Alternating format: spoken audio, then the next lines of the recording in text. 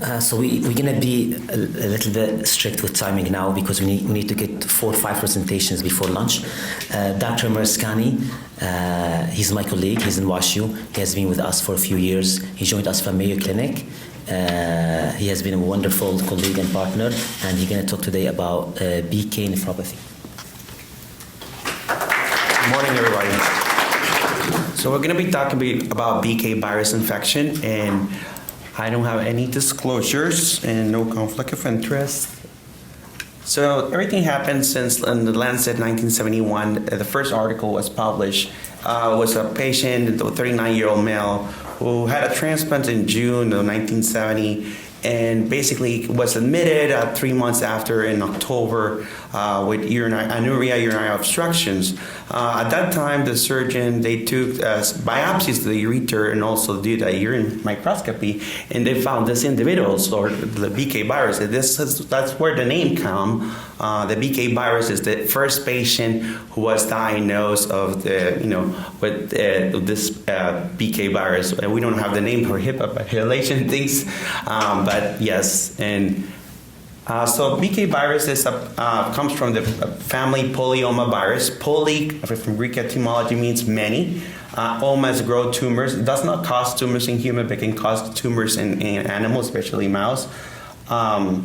It's a double-stranded DNA, small, it's a 30 to 45 nanometers of size. It's icosahedral, it's non-enveloped. It codes for 6 proteins, 1 agnoprotein, which is the assembled protein, and there's 2 biggest proteins. They call it the early proteins, the large antigen 2, tumor T protein, that usually is they call it the mortality protein, and the small tumor antigen T protein. And there's 3 viral capsid protein, BP1, BP2, and BP3, and they usually are the late proteins.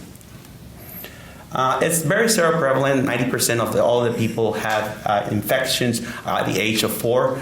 Usually you can acquire this virus by oral, gastrointestinal, or respiratory. After the primary virus infection, usually it can remain latent in the uroepithelial cells and also in the transitional cells of the ureter. And clinically it's silent, but after immunosuppression and you have T-cell decrease on the T-cell response, the cytotoxin CD8 and CD helper, they can reactivate. Usually in kidney transplant, BK biuria persists before the BK viremia. Usually the incidence can happen between 30% of BK biuria and BK viremia to 12%. After the onset of BK biuria, almost 50% of the kidney transplants can develop 2 to 6 weeks can develop BK viremia. This is a nice slide, that's from Dr. Brennan's paper and CJ's in 2007 about the prevalence of BK. The biuria can be found in 30 to 40% decoy cells. They usually are the uroepithelial cells, tubular cells that can have enlarged nuclei and also can have very large basophilic when you do it in a microscopy. And are 20 to 30%, BK viremia 10 to 20%, and BK nephropathy 0 to 10%. And you can have graft loss this 0 to 5%. BK nephropathy is not only specific in kidney transplant, you can see that in native kidneys. When you have T-cell suppression, especially in bone marrow transplants where you see hemorrhagic cystitis and solely organ transplant, you can see also BK nephropathy and AIDS and diabetes, tuberculosis and CLL, AML, and non-Hodgkin lymphoma.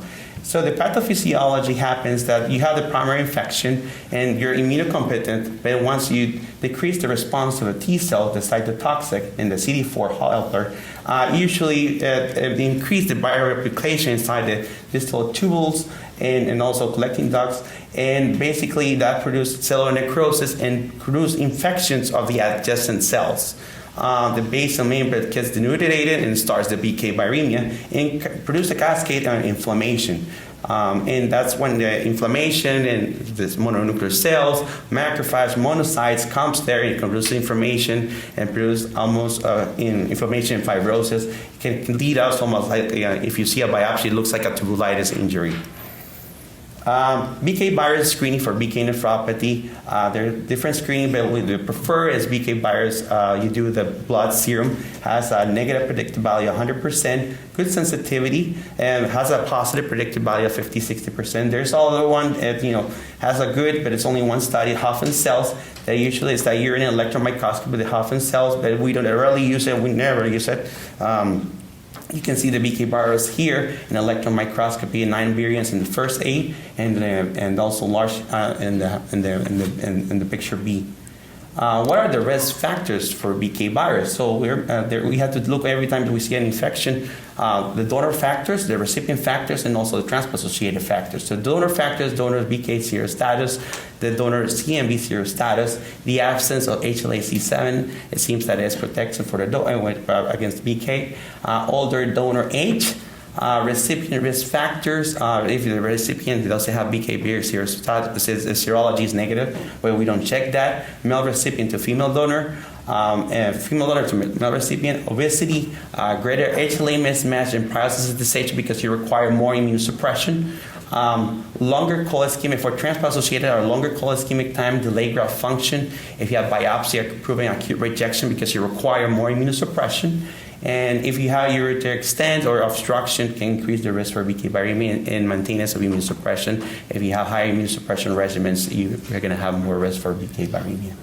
So clinical practical guidelines for screening, they recommend monthly the first 6 months, then every 3 months to the year, but some centers do up to 2 years, and you can continue screening annually until 5 years.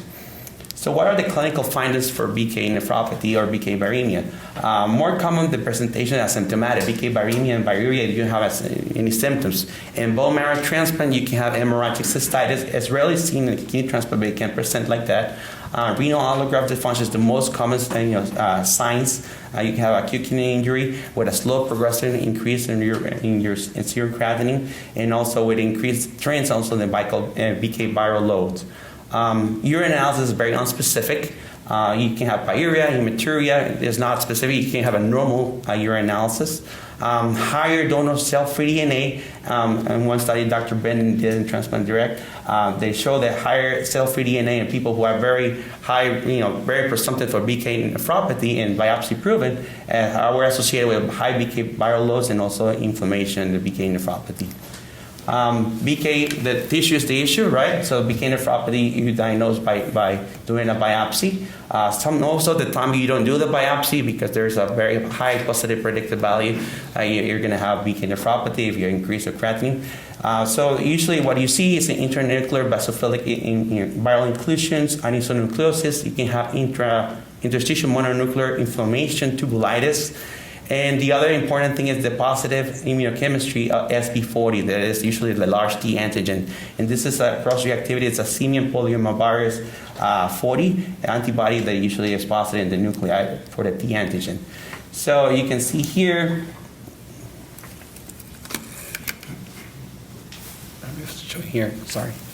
So you can see here a little bit of the polyomavirus, you cite in large basophilic nuclei. And also, and this the SP40 that usually stands for the large antigen T protein. So the other question that we have here is when we diagnose BK nephropathy, is a good biopsy done?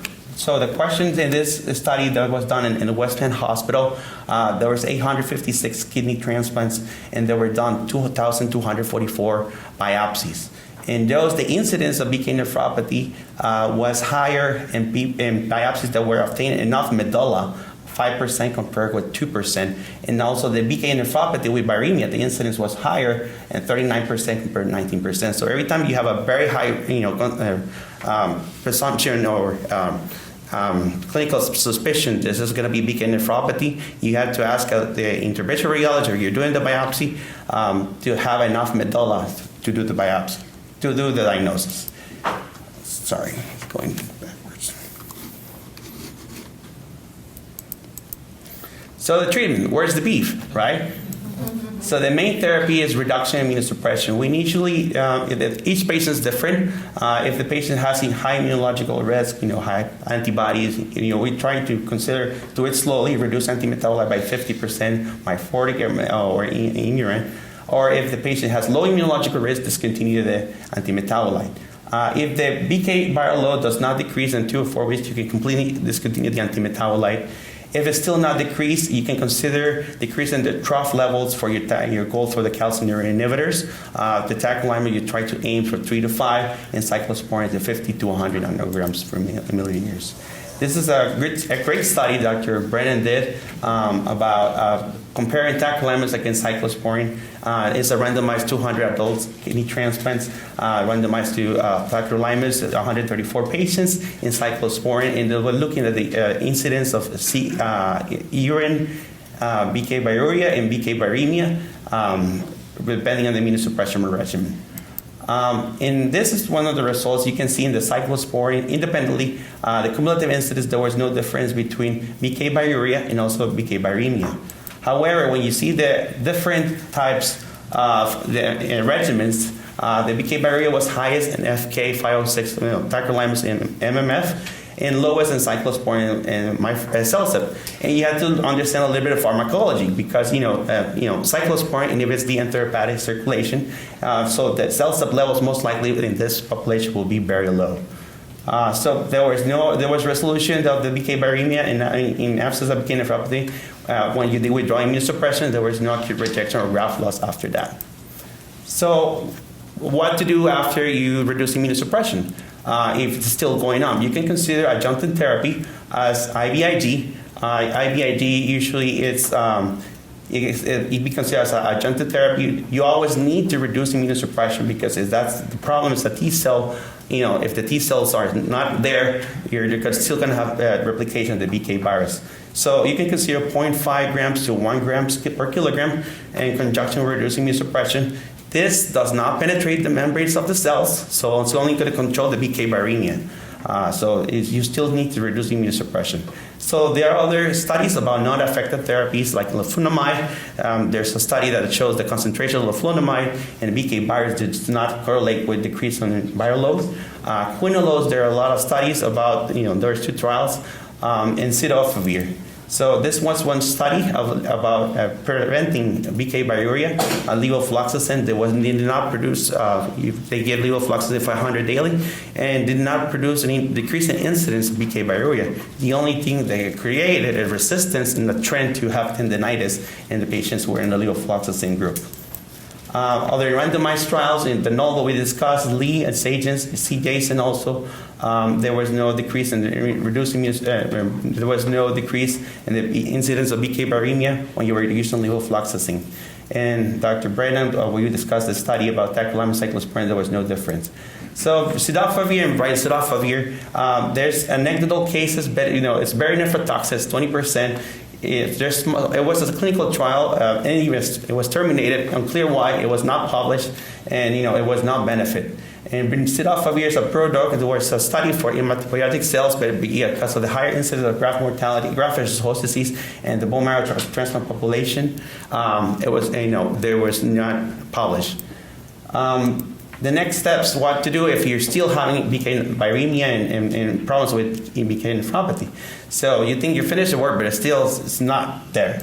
So there's other experimental therapy. There's virus-specific T cell therapy, and there's monoclonal antibodies in the way. Just going to talk about virus-specific T cell therapy quickly. So basically, we have 3 patients that fail for everything, and they have BK nephropathy diagnosed, and we were asking what to do next, and we find these people from Cincinnati, and basically they were doing this spiral-specific T cell therapy. So what they did in this study, just in lay terms, because it's easier to describe this, is that they take a donor, they cultivate peripheral blood mononuclear cells, they isolate and they stimulate this peripheral blood mononuclear cells with the BP1 and also the large antigen T protein of the BK virus, and they stimulate it, and they culture it, and then there's more cytotoxin and CD8. So then they infuse the recipient, and then basically it gives more host protection. So in this study, There were 38 hematopoietic cell transplant with BK viremia. There were not documented infusion reaction graft versus host disease. 86% of the patients who have BK viremia demonstrated good response. 69% are exceeding complete clearance of the viremia. 17% achieving partial remission. And there were also 3 solid organ transplants. 2 of them have complete remission, of their BK viremia, and 1 was a partial remission of the BK viremia. There's also the graphics, and they also gamma interferon test the LA spot against the BK virus, and there was a good response after the infusion of the BK, after the infusion of the T cells, and the BK virus also trend down. So, conclusion: BK virus is one of the most concerning viral infections. The renal allografts can lead to the allografts. PK blood PCR is the one excellent screening tool. And the main therapy in BK nephropathy is reduction or discontinuation immunosuppression.